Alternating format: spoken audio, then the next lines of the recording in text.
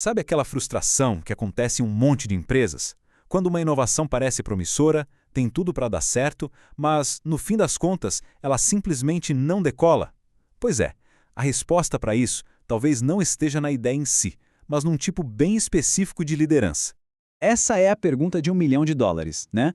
Pensa só, equipes passam meses, às vezes anos, desenvolvendo uma ideia que parece genial. Ela passa nos testes, o pessoal fica animado, mas aí, na hora de implementar de verdade na empresa inteira, alguma coisa quebra. A inovação acaba morrendo na praia. E a gente vai investigar o porquê. Para a gente entender isso na prática, vamos conhecer a Sarah. Ela é um personagem que representa muita gente boa no mercado, tá?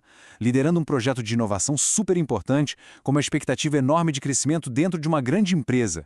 O time da Sarah, cheio de gente talentosa, criou um protótipo incrível.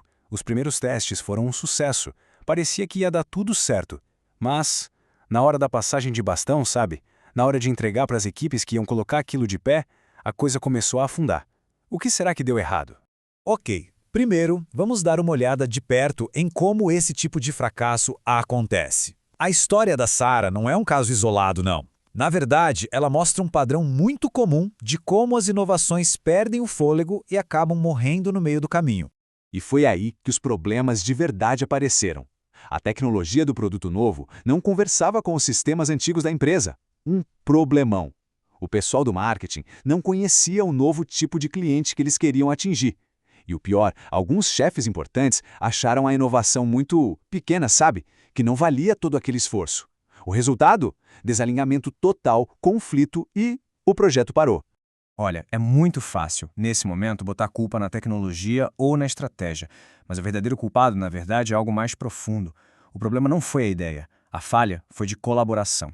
Foi uma falha em conectar mundos diferentes que existem dentro da mesma empresa.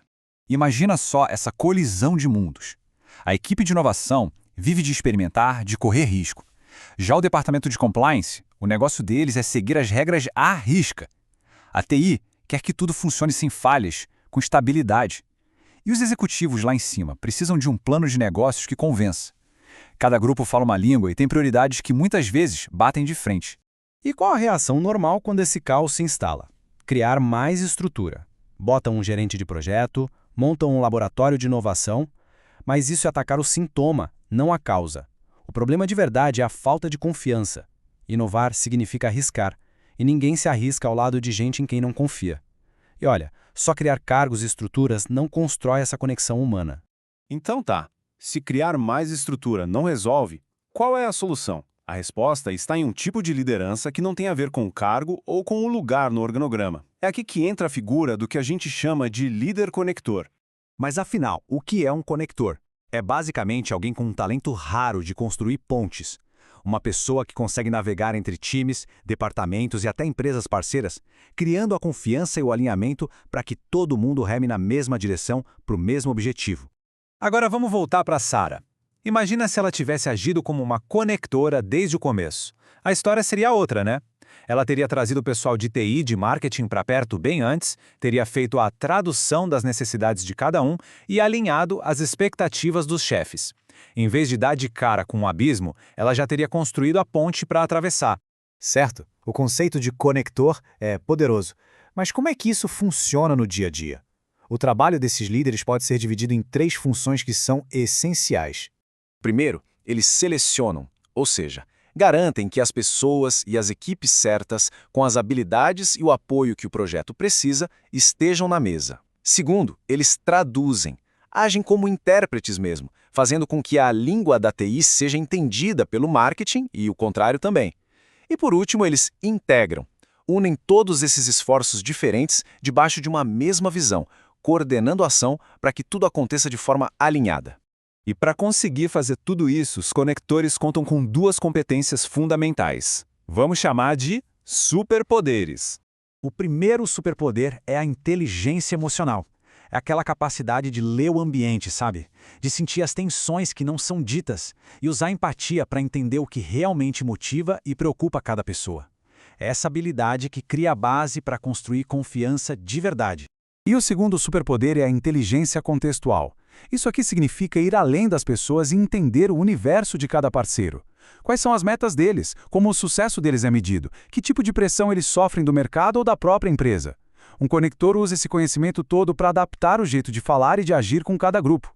E a urgência por trás de tudo isso é resumida de um jeito bem direto nesta frase de um executivo.